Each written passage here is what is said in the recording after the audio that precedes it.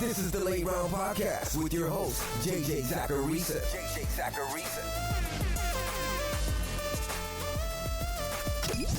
What's up, everyone? It's JJ Zacharisa, and this is episode 789 of the Late Round Fantasy Football Podcast, sponsored by FanDuel. Thanks for tuning in. Before getting to the mailbag questions this week, I'm of course going to remind you to check out the Late Round Draft Guide. It's got everything you need for your drafts this year. There's strategic insights, talk about my fantasy football philosophy, players to target, players to avoid, rankings, and more. And it's updated each week through August. For more info and to purchase the guide, check out lateround.com. The first question this week is from Jeremy from Patreon. It says, "Hey JJ, can you give us a sense for how much you're moving Breece Hall and Rhamondre Stevenson in redraft, given the recent Dalvin Cook and Ezekiel Elliott signings? I would imagine Dalvin has a bigger impact than Zeke, especially in the first half of the regular season, but curious about your thought process here. Still seems like Breece could be a league winner in the playoffs, or is that wishful thinking?" No, I think you're thinking about that the right way. One of the things that I think gets overlooked in fantasy is properly weighing the weeks that matter most, the fantasy football playoffs. This is part of the reason that rookies are undervalued in redraft every year. Not only do they just naturally outperform average draft position expectation at a pretty good rate, but rookies are usually better during the second half of the season versus the first, meaning they're more impactful when things matter most. And I do think that's relevant for Breece Hall here. Now, one thing I want to say, when moves like these moves happen, like Dalvin Cook going to the Jets, Ezekiel Elliott going to the Patriots, I try to think about why a team might be making that move, because that can dictate how I think these players might be used. Why did the Jets sign Dalvin Cook if they already have Breece Hall? Well, for one, look at where the Jets are right now as a franchise. They're in win-now mode with Aaron Rodgers. He's probably not going to be there for 3 or 4 years, more than likely. And right now, if you look at their running back depth chart, yeah, there are solid pieces there. Pieces that you might like or I might like. Breece Hall coming off that ACL. Michael Carter, he's solid. Izzy Abanikanda was a fun prospect. But that's not always how front offices think. They're trying to lock things up everywhere at every position. They probably don't want to rely on Breece Hall absolutely being 100% if they don't have to. So yeah, Dalvin Cook going to New York, that matters. You don't sign a guy to that contract to this win-now team for no reason. They're going to use him. And that hurts Breece Hall. A Jets team without Dalvin Cook is better for Breece Hall's fantasy outlook than a Jets team with him. Period. You can't argue otherwise. What I do think we all need to wrap our heads around, though, is that the vast majority of backfields right now in the NFL, they're committees. Even for higher-end running backs in fantasy. Like, the running back position high-key sucks right now. So yeah, it's bad for Breece Hall. And I think it's specifically bad for his ceiling. I actually don't think his projection gets dramatically different if you were already sort of baking in other running backs in that backfield seeing some work.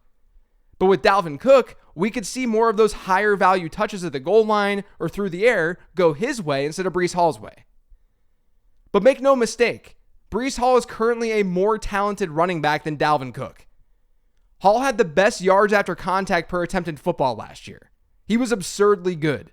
When he's 100%, I expect him to still be the 1A in this backfield. It's just that they may slow play this a bit because of the injury, even though Dalvin Cook is hurt too. And we may not see the rewards of Breece Hall until the second half of the season. But for me, he's still ranked as a solid RB2.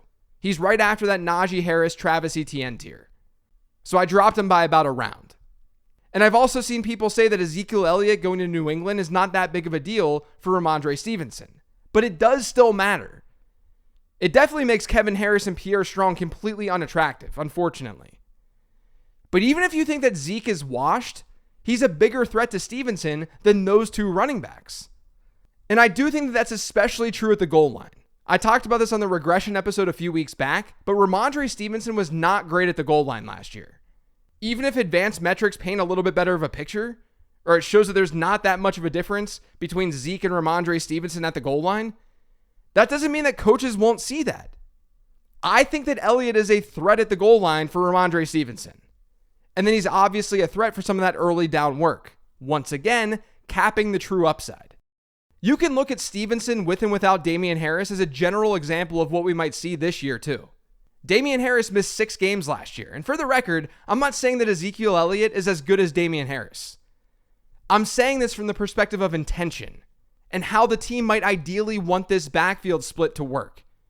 Maybe leaning Stevenson a little bit more than they leaned towards him when Damian Harris was healthy last year. But last season, Damian Harris missed 6 games. Now, Stevenson got hurt in one of them, that one against Arizona. So 5 games. In those games, Rhamondre Stevenson saw about 79% of the team's running back rushes per game, and then an 18.3% target share per game rate. With Harris active, those numbers fell to 55.2% and 17.7%. So his target share was still really, really high, but that rush share definitely dipped, which is why I'm saying that we should expect Zeke to dig into that side of his volume. Stevenson ended up scoring about 2 fewer PPR points per game with Harris last year, but he was still quite good. Don't overlook that aspect. He was still seeing a lot of work as a receiver, which is why I think that you can still slot him ahead of guys like Najee Harris and Travis Etienne, because they have more question marks as pass catchers entering the season. So Stevenson for me is still a low-end RB1, high-end RB2. He did drop in my rankings though, because I now prefer a lot of those third-round wide receivers over Rhamondre Stevenson. It's just a really tough year for running backs. This next question is from Bailey. It says, hey JJ, in the middle/late rounds of mock drafts, I've been consistently seeing large tier gaps, 3 or more tiers, between the available wide receivers versus other positions. For example, guys like Dalvin Cook or Brian Robinson going ahead of Pickens or Treylon Burks. How do you balance roster construction versus taking good value when your team already has enough wide receivers? If you see people start reaching for a position you need, usually RB2 or RB3, do you reach with them so you don't get left behind, or let them reach and take the value, building a positionally lopsided team? So I like the last part of that question as a starting point, and really as the main point. You say, or let them reach and take the value, building a positionally lopsided team.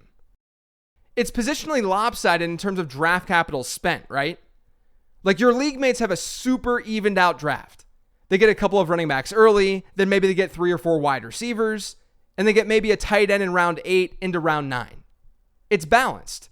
To you, given the way this question is asked, it's not positionally lopsided. Meanwhile, maybe you go hero RB. You get 1 elite running back, and then you've got like 5 wide receivers on your team through 6 rounds. Maybe the rankings and tiers say to get a 6th. It's positionally lopsided given the draft capital that you spent. You're spending way more draft capital on wide receivers than running backs. But I think it's important to remember that draft capital spent on a player does not equal quality of player or value. Just because Brian Robinson goes ahead of George Pickens in your draft doesn't make it a good pick. We have to still remember the flatness to the running back position and not reach for players simply to fill a spot.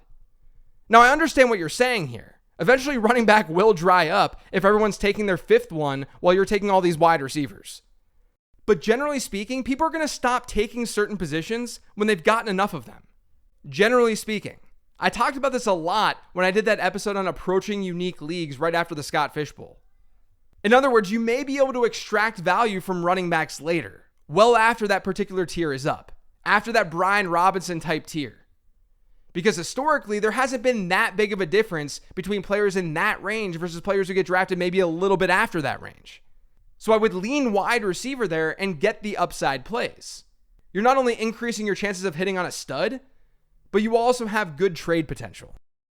Now, with that being said, if you know a draft is going to be like this heading into it, I would say to just ensure you get a running back or 2 with your first 2 picks before that flatness at the position occurs.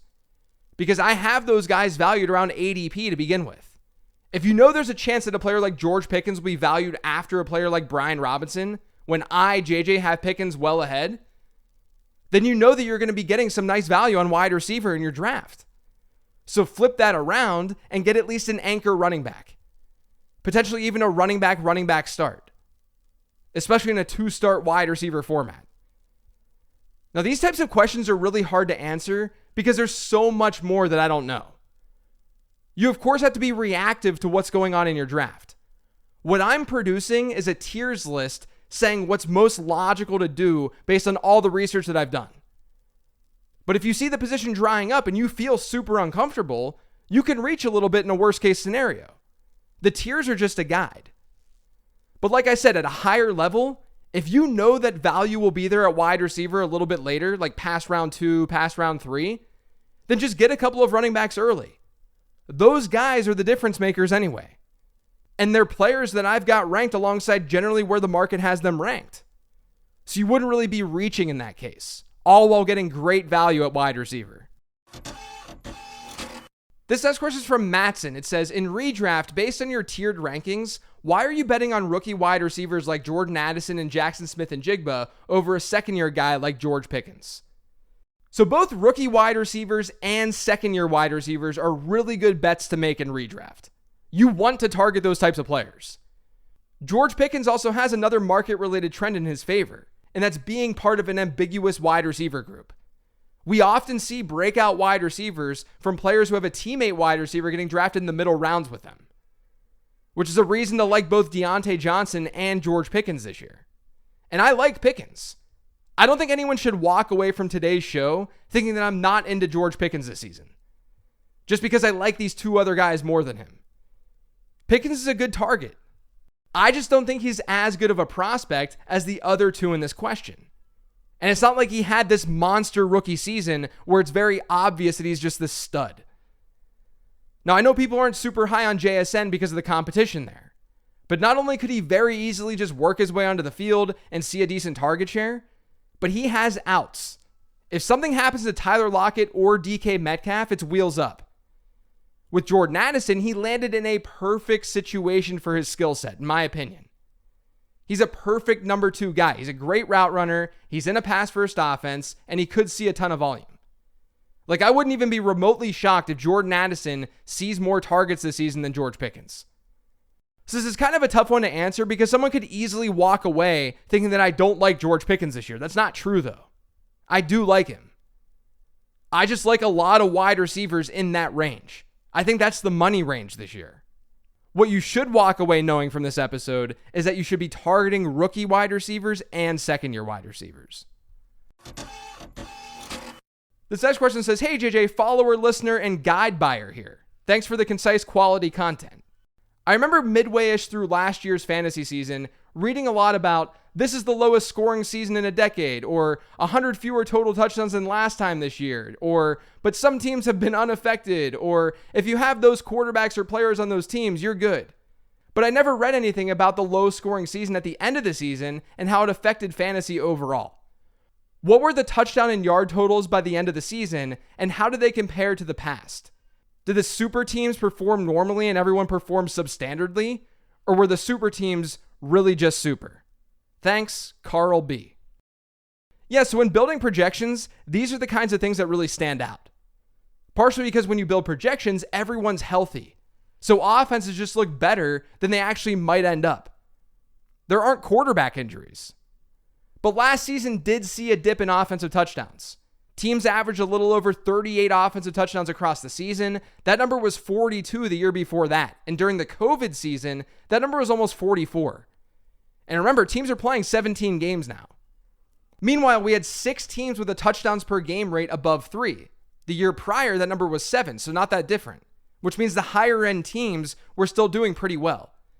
Like last year, we had the Chiefs and the Eagles have a touchdown per game rate of 3.47 and 3.35 respectively. Those were both top 25 numbers across the last decade. So those two teams in particular, they still performed at a really, really high level. But remember, the average in terms of touchdowns per game and total touchdowns per team, that was lower, which means those teams did separate themselves from the rest of the pack. And I do expect some regression this season. I expect a lot of those poorer teams to at least perform a little bit better. The last question this week is from @GoVikes0910. It says, who are some early season defenses you are targeting to stream? So I'll do this quickly. New Orleans, super easy one.